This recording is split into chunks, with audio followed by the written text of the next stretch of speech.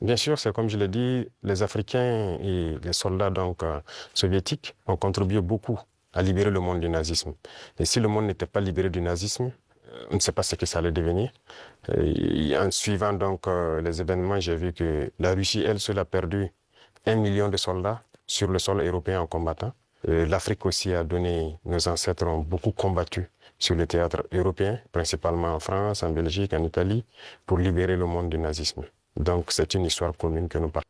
Pour l'instant, nous avons eu des rencontres brèves et dans quelques temps, nous allons avoir un long entretien. Et ça se passe très bien et vraiment c'est très courtois, c'est amical, c'est fraternel et c'est tout ce qu'on demande en matière de nouvelles coopérations dans ce monde. Les relations se portent très bien et je peux dire que depuis 2 ans maintenant, les relations ont très bien commencé et nous sommes en train d'approfondir les volets défense-sécurité, mais aussi les volets éducation et plus tard les volets commercial et trucs. Donc nous avons échelonné les différents volets pour qu'on puisse échanger beaucoup, partager beaucoup d'expériences parce que nous avons beaucoup aussi à apprendre sur le volet éducation de la Russie, notamment dans les sciences. Il y a beaucoup de domaines dans les sciences, que ce soit les mathématiques, la physique, la chimie. Ce sont des domaines qui nous intéressent beaucoup, tant sur le développement de notre industrie militaire, mais aussi dans le développement commercial de notre pays, le développement économique de notre pays. Donc ce sont des volets que nous allons chercher à approfondir pour pouvoir mieux nous structurer. Beaucoup d'étudiants burkinabés déjà ici en Russie, dans des universités, j'en ai croisé ce matin même, et j'ai même demandé à ce qu'on augmente le nombre d'étudiants ici, que ce soit à travers des bourses russes ou le Burkina qui va payer des bourses pour que ces étudiants viennent. Mais l'objectif pour nous, c'est d'implanter des universités similaires au Burkina. Et comme il y a déjà la maison de la Russie, ça va nous permettre d'aller très vite. D'ailleurs, vous venez... C'est très bien déroulé. J'ai eu des échanges fructueux avec le ministre de l'Éducation de la Russie, avec les recteurs et les étudiants. Et surtout les étudiants de l'AES qui étudient dans cette université. Et nous avons eu de très bons échanges et on s'est parlé beaucoup de manière scientifique. Voilà. C'est une nouvelle relation qui commence. Vous savez qu'avec la Russie, depuis les années... Pourquoi nouvelle, excusez-moi? Oui, ça recommence, puisqu'il y avait, depuis les années après la mort malheureusement de Sankara, les relations avec la Russie se sont beaucoup estompées. Et là, nous sommes en train de réveiller les relations. L'ambassade s'est installée et les relations commerciales sont aussi au cœur des échanges. Quand je prends, il y a un certain nombre de produits, par exemple burkinabés, qui transitaient par certains pays européens avant d'être vendus en Russie. Aujourd'hui, ces produits sont directement vendus à travers des opérateurs burkinabés et des opérateurs russes. Je parle notamment, quand on prend l'exemple des mangues, les mangues transitaient par des pays européens pour être vendus en Russie. Aujourd'hui, ça se passe directement. Il y a le coton qui va suivre, il y a beaucoup d'autres produits, le sésame et bien d'autres produits agricoles que nous pourrons échanger directement avec la Russie. Donc, ça ne fait que commencer, ça va s'accroître. Jusqu'aujourd'hui, au Burkina Faso, c'est l'or qui est le premier produit d'exportation. Mais nous avons lancé le moteur de l'agriculture pour d'abord l'autosuffisance, mais aussi pour le commerce extérieur, l'exportation. Et si vous suivez bien, depuis l'année passée, nous avons lancé l'offensive agricole avec une initiative qui soutient l'offensive. L'objectif, c'est de pouvoir accroître notre production agricole de façon significative, s'autosuffire, mais aussi il y a des produits de rente qu'il faille vendre à l'extérieur. Et tout ça doit pouvoir soutenir cette croissance et nous espérons être bien au-dessus de ces chiffres-là. Ce sont des réformes difficiles, faut le reconnaître, parce qu'il y a un système qui s'est installé, mais c'est pas impossible. Déjà, quand vous regardez notre production céréalière, on a eu une très bonne croissance en 2024. 2025, nous espérons encore faire mieux.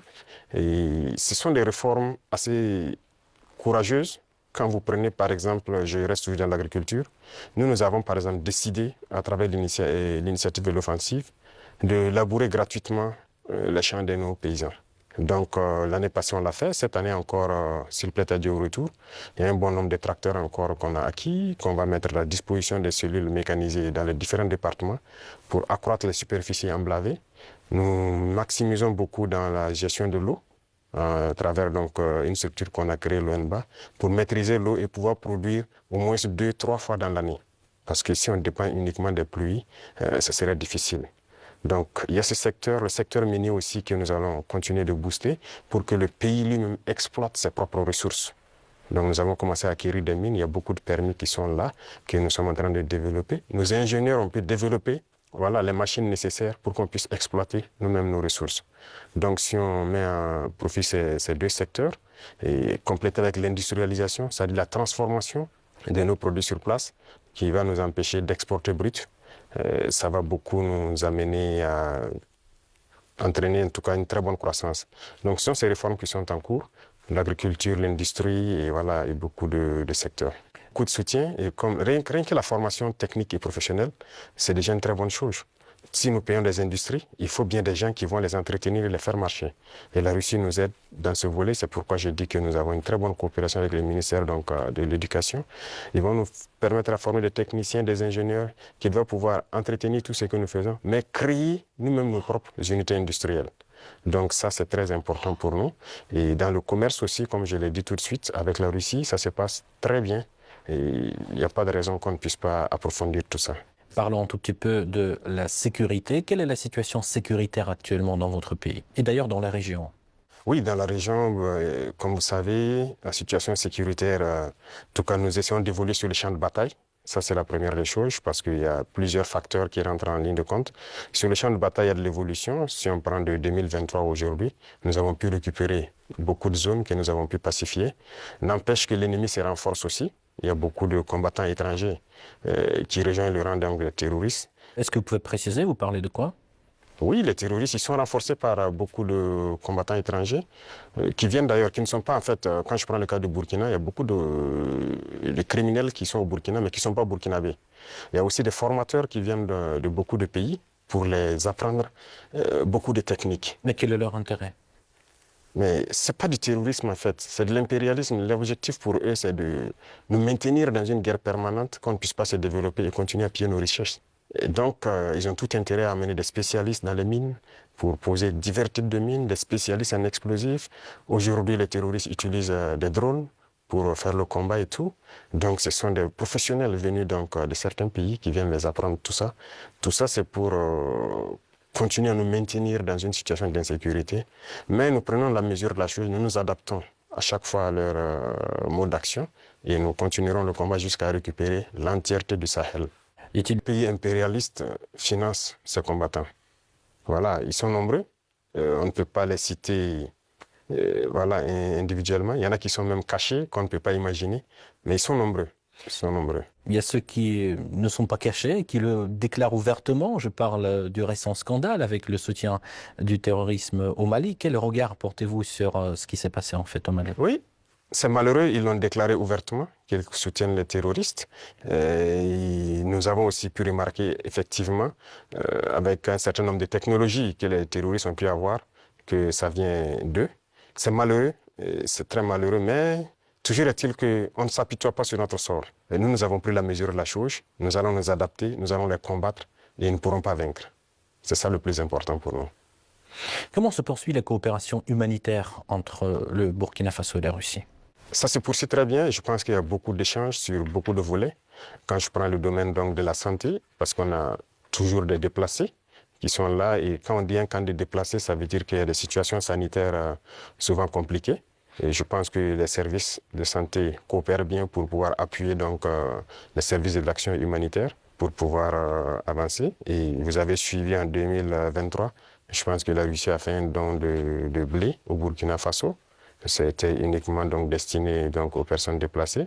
Mais nous avons fait la promesse au président Poutine que nous ne souhaitons plus voilà, être ravitaillés en blé parce que nous allons produire le blé.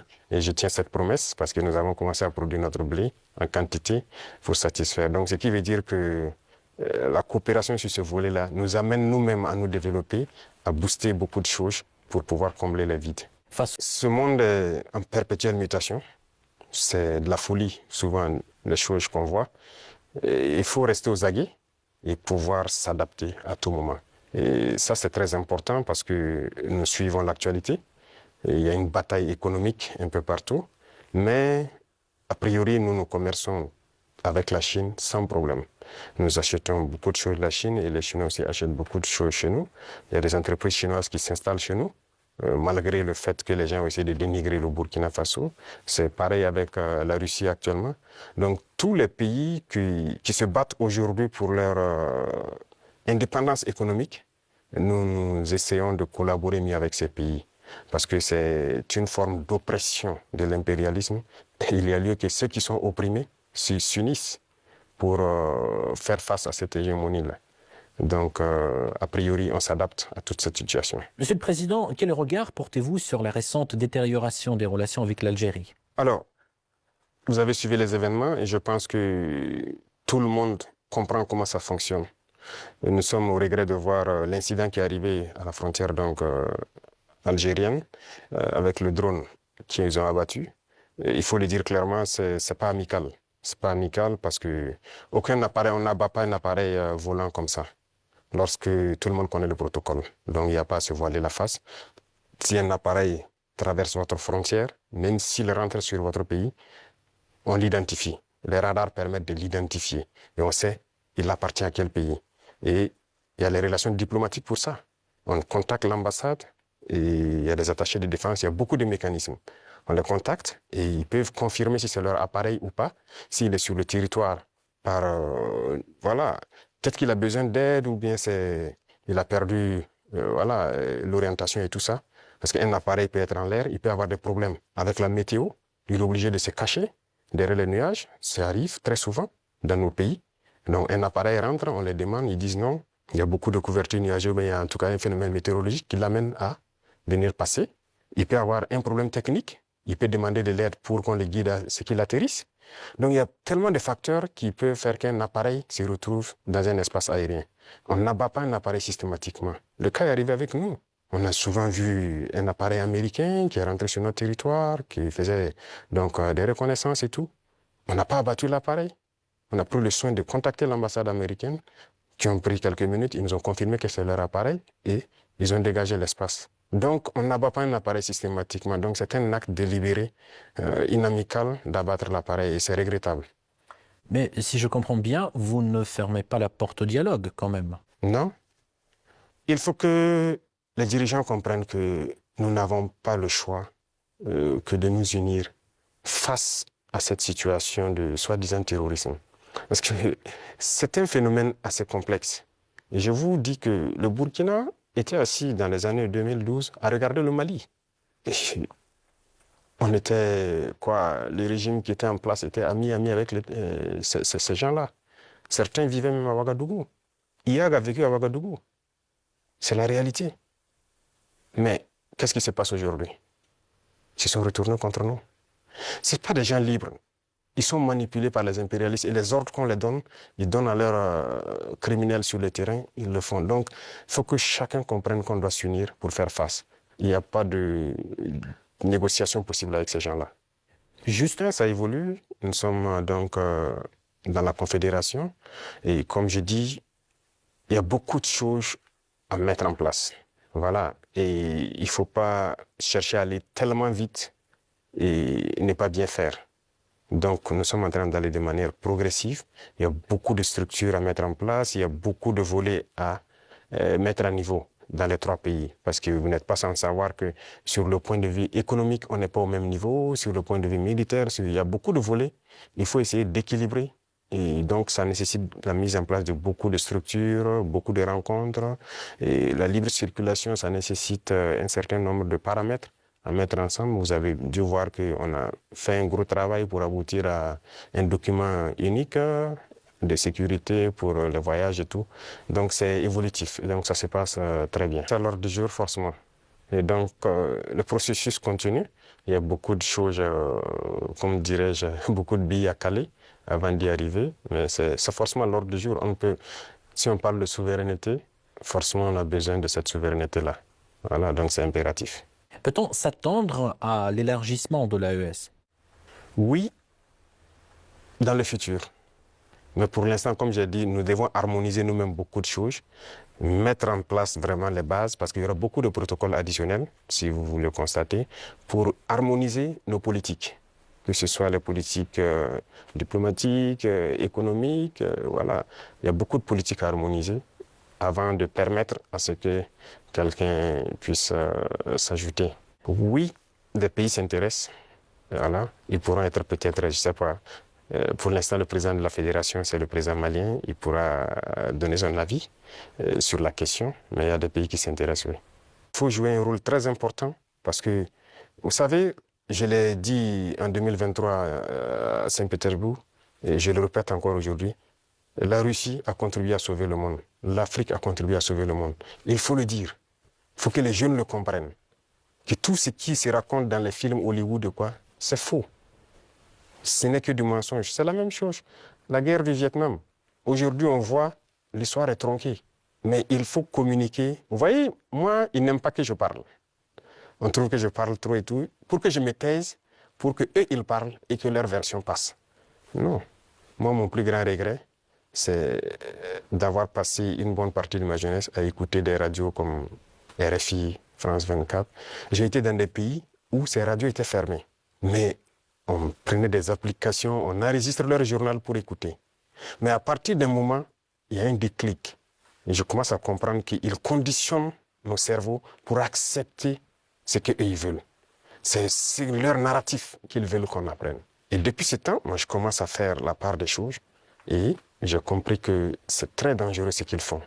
Et aujourd'hui, plus que jamais, je me rends compte qu'ils ont conditionné l'esprit, surtout des Africains. Donc, vous pouvez participer beaucoup à éveiller les consciences de la jeunesse pour que les gens comprennent comment fonctionne le monde et ne pas se laisser embarquer par ces gens-là. Beaucoup de perspectives à venir. Et comme je l'ai dit, avec la parade que j'ai vue, je pense qu'il y a une très bonne coopération. Parce que c'est bien, actuellement, nous payons du matériel, mais il faut qu'on développe l'industrie militaire, par exemple. Et la Russie peut contribuer beaucoup. Et vous savez que la Russie, il y a beaucoup de scientifiques, de savants qui sont russes. La preuve, on vient de quitter dans l'université de Mendeleev. Ils peuvent nous accompagner beaucoup dans la formation pour aussi prévaloir, parce que chez nous, nous avons de jeunes talents, des génies qui arrivent à créer des choses, mais il leur manque l'apport mathématique, la science pour pouvoir améliorer ce qu'ils font. Et donc la Russie peut nous aider beaucoup dans ce domaine. Ça va nous aider sur le volet militaire, sur le volet industriel, parce que ce sont les machines qui font marcher le monde. Et aujourd'hui, la technologie qui est là, que ce soit l'informatique et les réseaux, la télécommunication et tout, sur ce volet, la Russie est en train de beaucoup collaborer. Donc à l'avenir, toutes ces perspectives sont donc mises à l'ordre du jour pour que nous puissions donc voilà, arriver à un objectif certain que nous souhaitons. Votre Excellence, merci.